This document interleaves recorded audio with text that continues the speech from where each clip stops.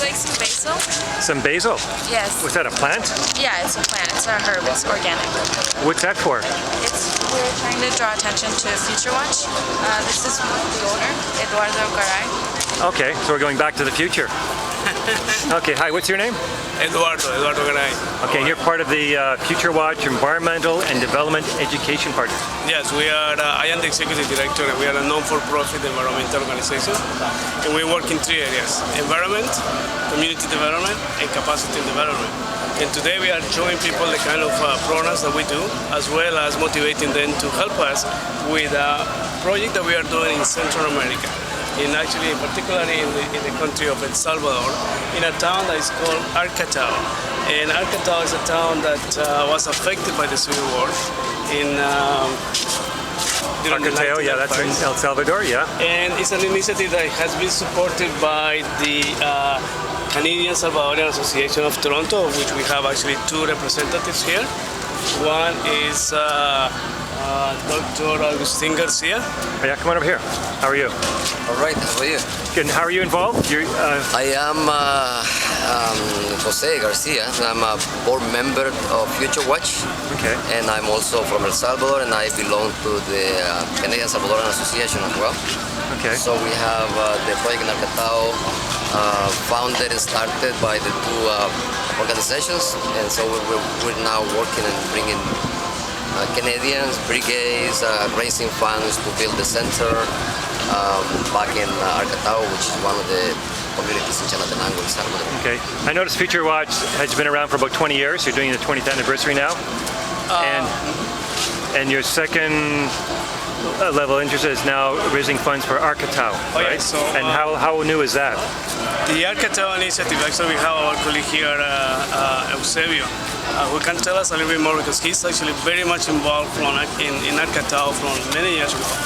Okay, Arcatao for us is, we are helping build an environmental center, but it's part of a larger programming that even the Canadian Salvadorian Association is doing. Okay, and so I guess Eusebio can explain. Yeah, hi, what's your name again? Eusebio Garcia. I'm a member of the Salvadorian Canadian Association. Okay, and you're involved with the Arcatao Project, correct? Tell me about it, and how new is it? Well, it's been probably like 3 years since we started it. So far we got the land, and we're working with Future Watch to develop the project that Eduardo was talking about. Okay. And how much money are you trying to raise? We are trying to raise, the total project itself will be around $120,000. And the way how we are trying to, what we are trying to do is to build an environmental park that is 5 hectares of land in the community. 5 hectares of land, 5 okay. hectares of land that the community has designated for this project. The project has a component of employment and training for youth. There is 3,000 or 4,000 youth in this town that actually will benefit from employment opportunities and life skill learning opportunities. We are going to be building a number of cabins and a number of classrooms using local materials for environmentally sound. And we are also doing a lot of reforestation, agriculture, organic agriculture, animal husbandry, as well as a recreation park. So this is and also it has some cabins for ecotourism. We want to bring foreigners to visit the place, to work and doing some work with the local community. We had done our first brigade last year. We started the project. We raised last year around $7,000, $8,000 that we used for the first kind of stage and phase of the project. Mm-hmm. We are trying to motivate more Canadians to join us on a Canadian brigade to go there and to support the project. Normally, the cost of a Canadian brigade is around $1,500, of which $500 goes towards supporting the project, and the other one goes towards covering the expenses, air travel, accommodation, and stuff like that. And as I say, it will cost around $120,000 to finalize the project, and we are committed to do that, to raise the money in the next 5 to 7 years. This is a strictly volunteer-based type of initiative. We are not getting any monies or salaries or whatever. This is professionals and individuals, interested individuals in the community. I like that. To do something very good for them. No administration fee. There is nothing that we are actually paying our own fares, taking our own vacation time, and the same with participants. Everyone that goes into the brigade takes 1 week, 2 weeks, 10 days off, contribute towards their own. Well, let me ask you this. If someone gave you $120,000,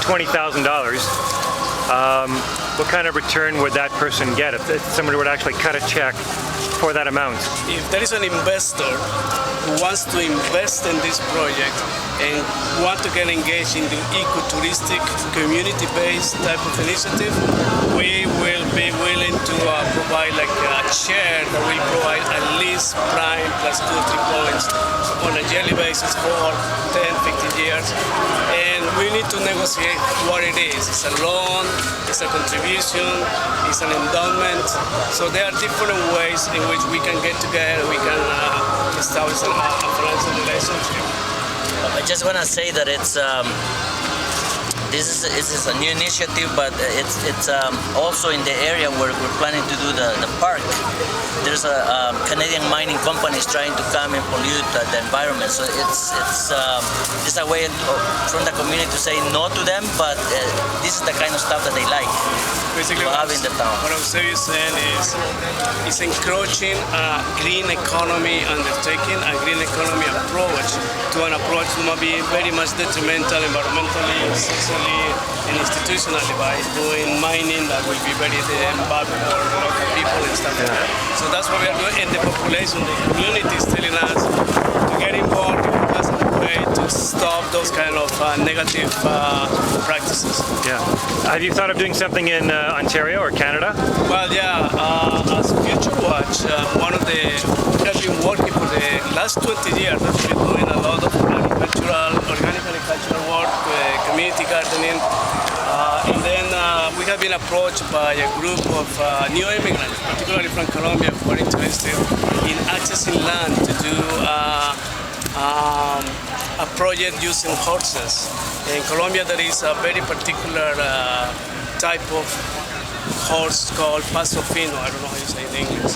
But it's a school of whatever it is in which horses have been used for this kind of thing. So this group wants to get engaged in a farm in which they will bring horses and bring communities and youth and use that as a healing program for individuals with mental discapacities. Yes, yeah.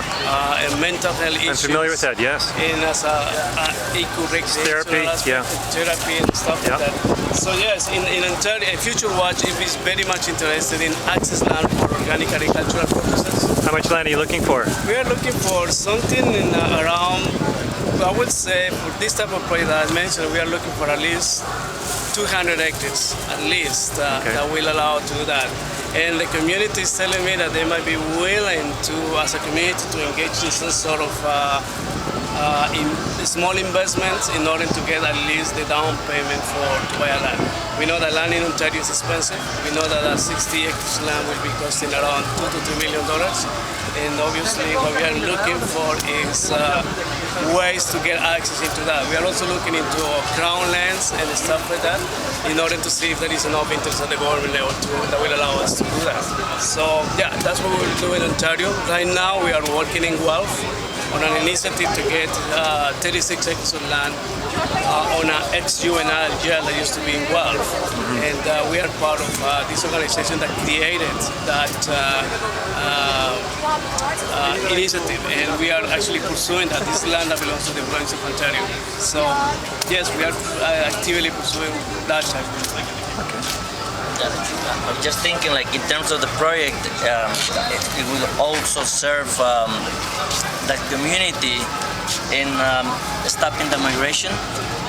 There's a lot of youth, and when it comes to the Canadian Salvadorian Association, we have a scholarship program, and we have kids who are just graduated from university, So the idea in the future is that once we get the project going, that there will be employment for them. And by getting employment for them, you're stopping them from leaving the country. It's one of the... There is the issue of creating employment locally, the issue of motivating Canadians to go and visit the places, either students, researchers, retired people, people who has a community mindset, would like to spend some time relaxing in a very nice town, and that creates jobs opportunities for local people, and that's what we are trying to do. Okay. So, yeah. So for more information, if people want to help you out, what website do we use? They can go to our website at www.futurewatch.net. And they can also email to us at info@futurewatch.net. Great. And our phone number is 416-926-1985. So All right. we are So how do you say thank you in your language? Muchas gracias. Muchas gracias. Muchas gracias. Gracias.